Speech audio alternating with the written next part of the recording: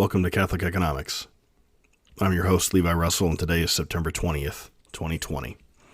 So today I'm going to go through several news stories from the week, and I want to start off with the S&P 500 kind of was up a little bit through the middle of the week and then dropped pretty significantly and has continued to drop over the last couple days.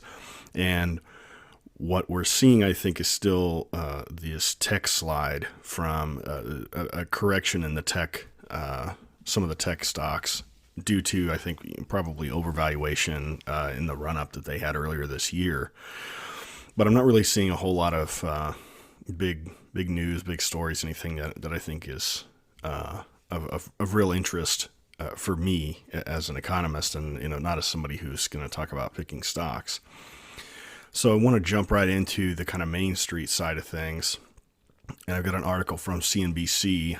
The headline says, Yelp data shows 60% of business closures due to the affliction are now permanent. So that means permanent. As of, let's see, it's got some key points here. Yelp on Wednesday released its latest economic average report revealing business closures across the U.S. are increasing as a result of the affliction.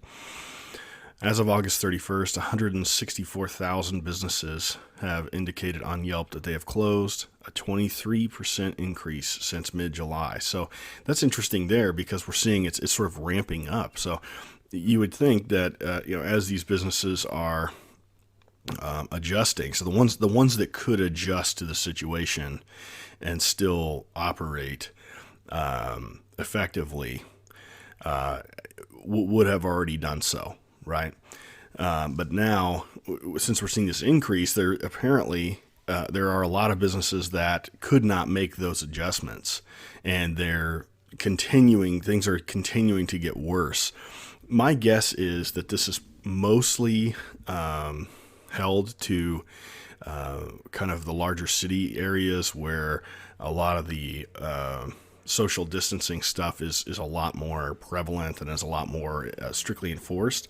Let's see. So the last thing here, according to Yelp data, permanent closures have reached 98,000, representing 60% of closed businesses that won't be reopening.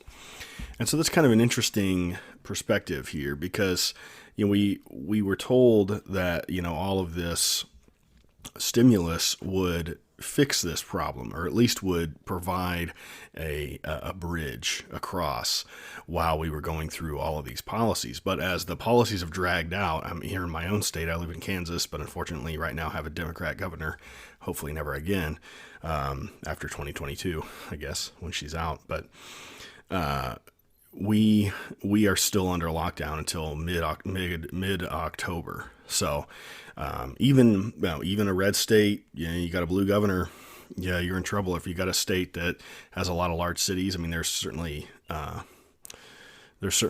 cases like Florida, right, where they didn't really ever have a big lockdown or anything, and they seem to be doing pretty well.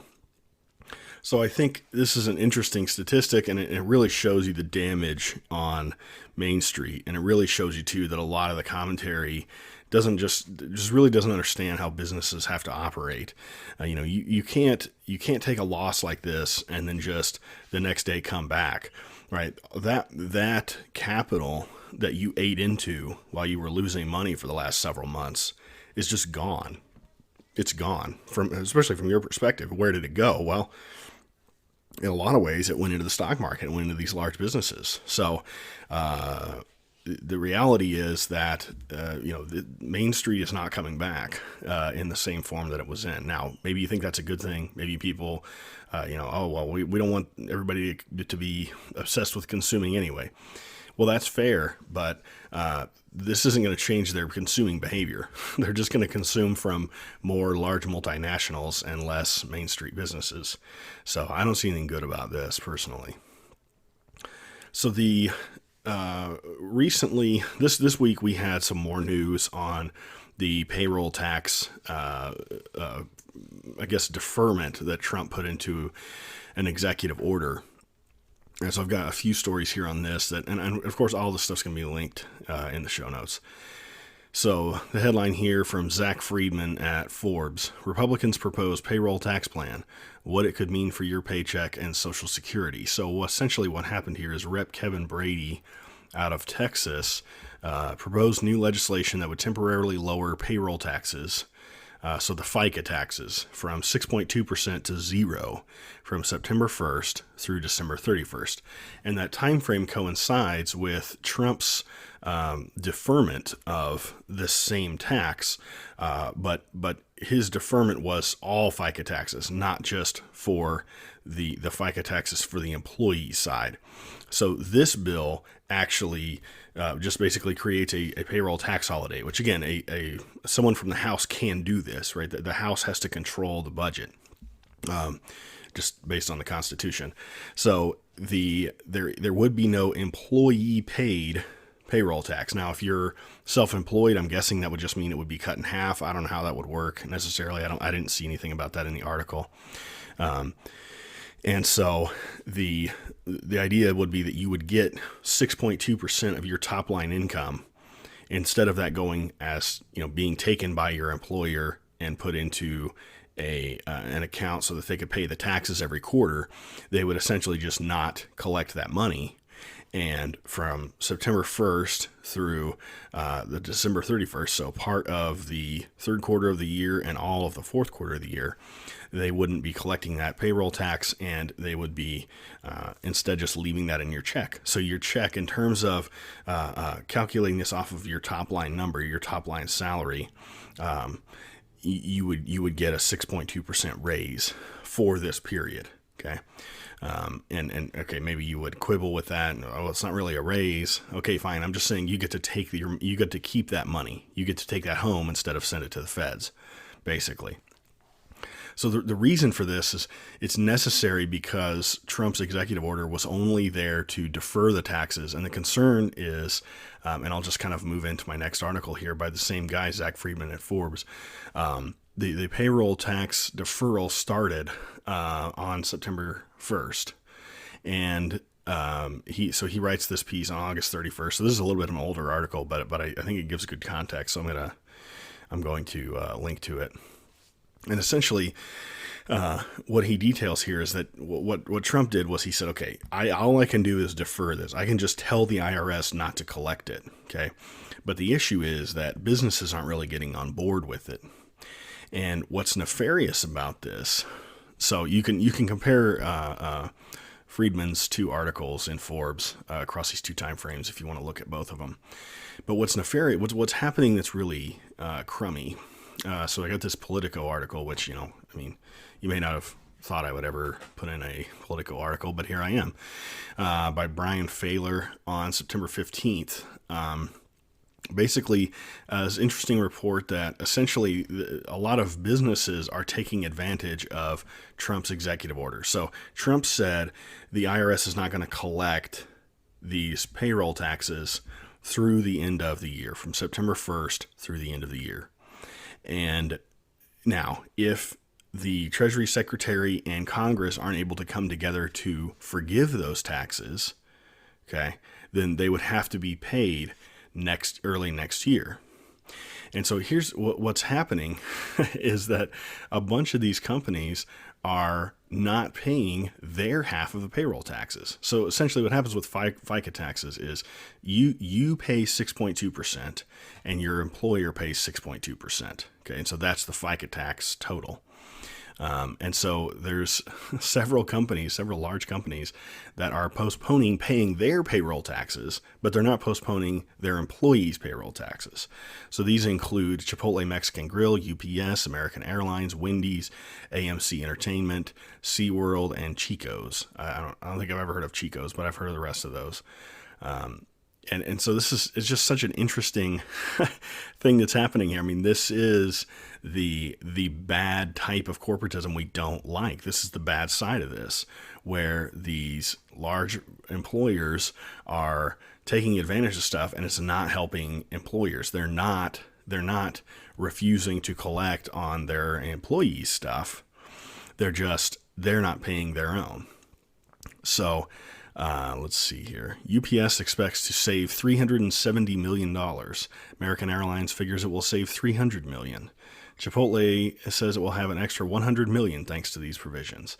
So it's such an interesting thing, and it's so typical, right? That, of course, something designed to help the employee, and then the companies find a way to just benefit themselves from it, and not pass that help on to their employers, their employees. And now you can make an argument, of course, and this is what a lot of them are doing, is they're saying, well, look, we don't want to not collect now and give people a break and then have to collect it later, right? Because with the EO, it's just a deferral. With the executive order, it's just, well, we're not going to collect them, but then you're going to have to collect them January through April next year if you don't collect them right now, because they're going to be due over those next 2 quarters. And so, I guess over the next quarter. And so what's so frustrating about that, I think, is that so these companies are just saying, oh, we don't want to create a hardship for our employees. We don't want to create a hardship for them. And it's like, look, the hardship's right now, buddy. Like, maybe I could use the money right now and then, figure out how to deal with a smaller check, early next year. Maybe, by the time the election happens, we can get something going and they figure out how to forgive the tax break for these few months in the next budget, right? But at least, stop the bleeding, right? But hey, obviously if Yelp is sitting here telling us that all these Main Street businesses are closing, 60% of them permanently, you would think you would want something in the hands of, average Joe who's going to go down to his local store and keep that guy in business. But hey, the system is what it is, right? So let's see. This isn't really the last thing, but I want to spend quite a bit of time on this. This week, a lot of stuff happened with the stimulus. So we thought most recently that, the whole thing was just off, like they couldn't come to a deal, and there really wasn't any pressure on Pelosi. Well, it's kind of interesting. So ignore the title or the headline on this New York Times piece that I linked to here. So the headline is, as Democrats fret, Pelosi vows to act again on stimulus plan before election. But what this article is really about is that there's something called the Problem Solvers Caucus in the House. And this is a group of 50 reps and 25 Republicans, 25 Democrats who try to kind of deal with gridlock issues. And so what they did over the last 6-7 weeks is they took Pelosi's bill, and they said, and they looked at the Senate bill that didn't pass the Senate, which was very pared back. It didn't have the bag in it. It didn't have any of that kind of stuff. It didn't have Trump bucks, I guess I should say. It didn't have any of that stuff in it. But these problem solvers folks took a look at these 2 bills and they said, okay, here's kind of some middle ground that we think makes sense, that can kind of help move negotiations forward. Right? That's the whole idea, is let's get the negotiations back on the table. We broke this away from the budget.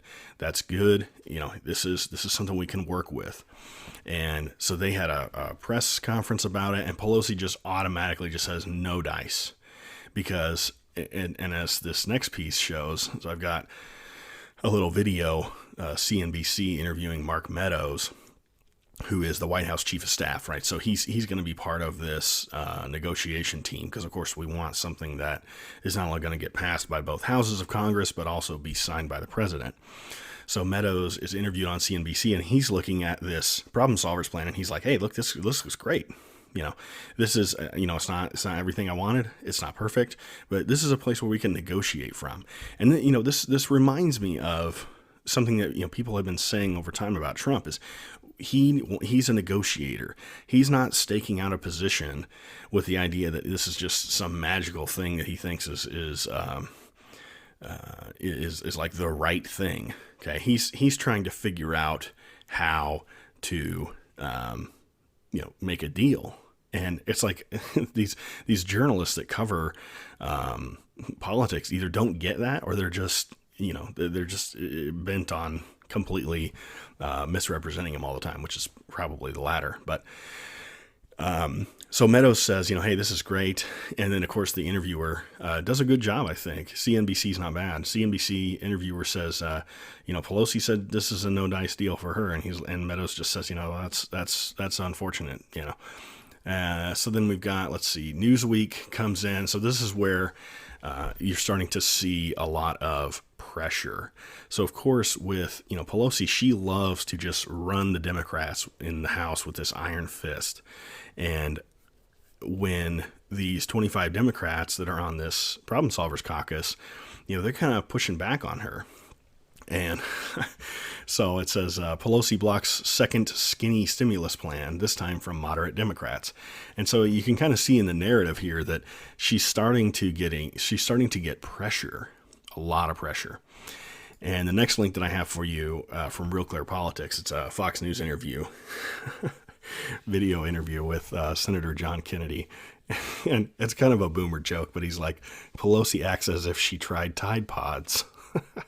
So he's sitting here talking about the Republicans, the way the Republicans are looking at this in the House, because they're saying, of course they don't, they're going to run the gamut. There's going to be some of them that are going to want to pass something, and there's going to be a few that are going to be holdouts for, no new spending and all that kind of stuff. Sure. But it's kind of interesting to see what Kennedy says here in terms of, again, we're trying to jockey for this relief package.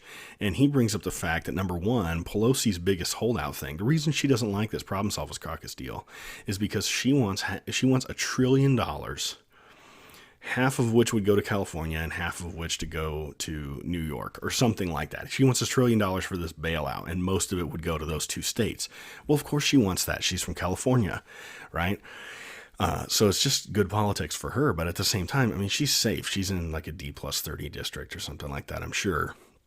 But the point is, she wants all this money, and she wants to bail out her friends. And so that's why she's so mad that these Democrats are trying to put some kind of a thing forward that would at least just help the average person, right? So you can tell that Pelosi just obviously does not have the average person in mind here.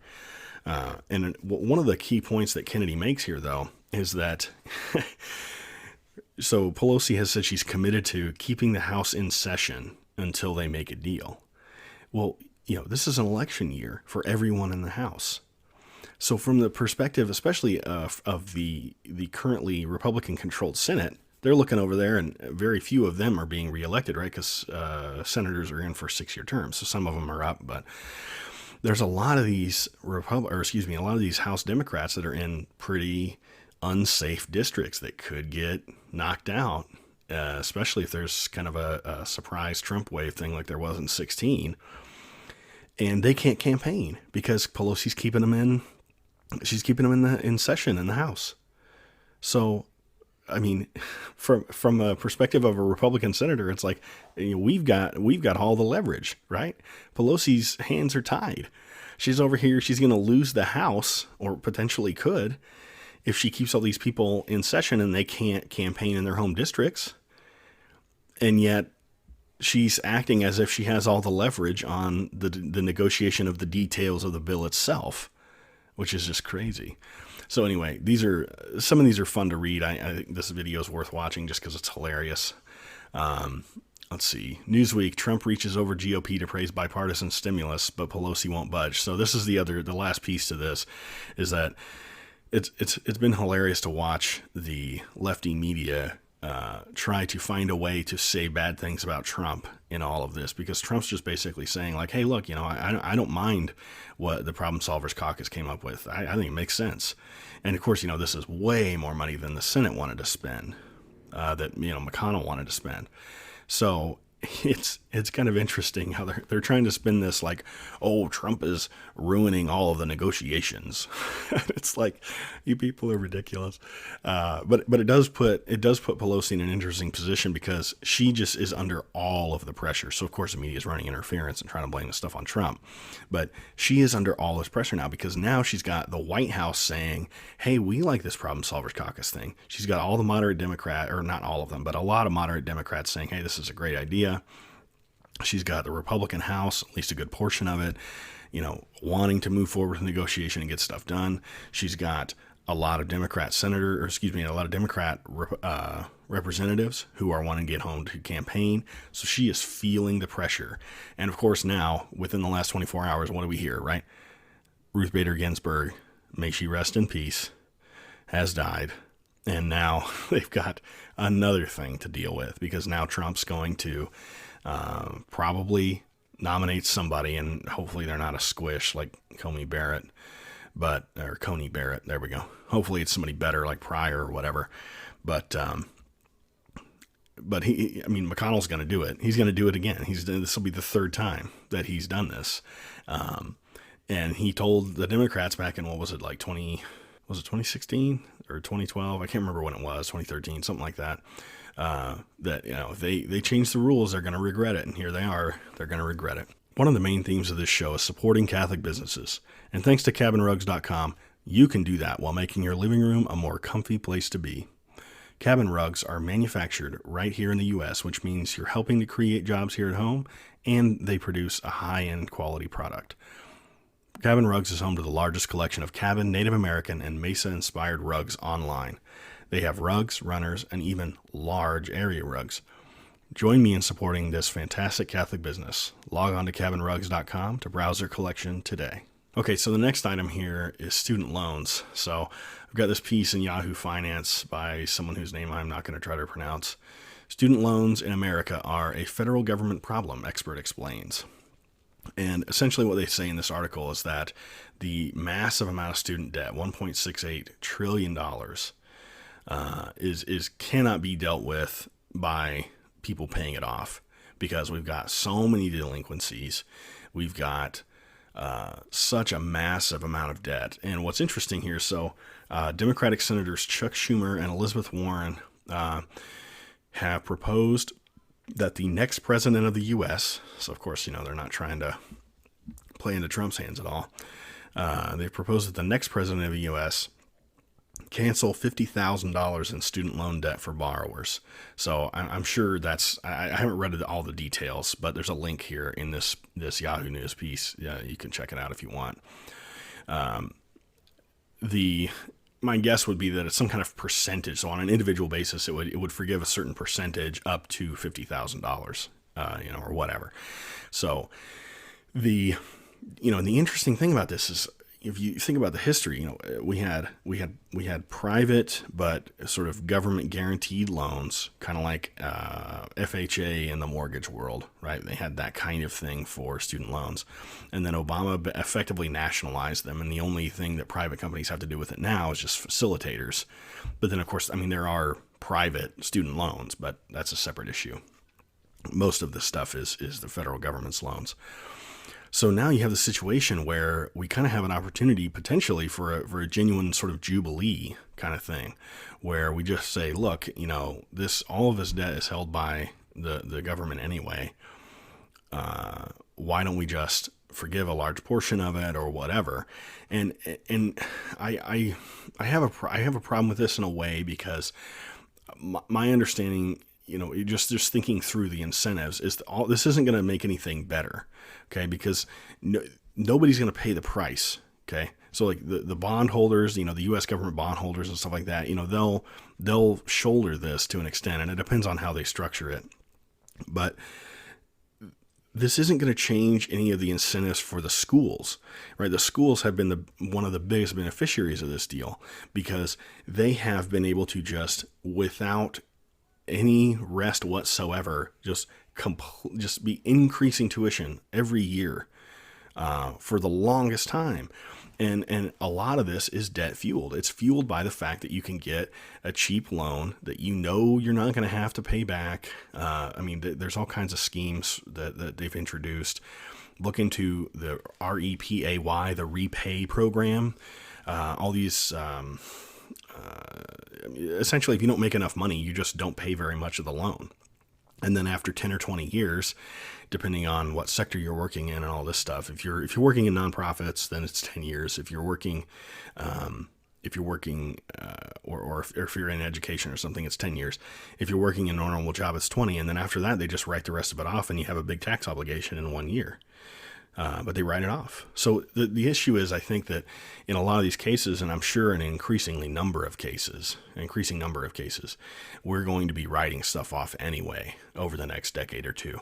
And so to me, I think we get more and more into this argument about, okay, well, why are we even doing this in the first place? So I personally think that what we need to go to a more European type model where we just say, look, if you're not smart enough, then you don't get to go. But the government's going to take care of it if you are smart enough. I mean, to me, maybe that's not perfect, but it's better than what we have now. Okay, so last thing here is this deal with TikTok.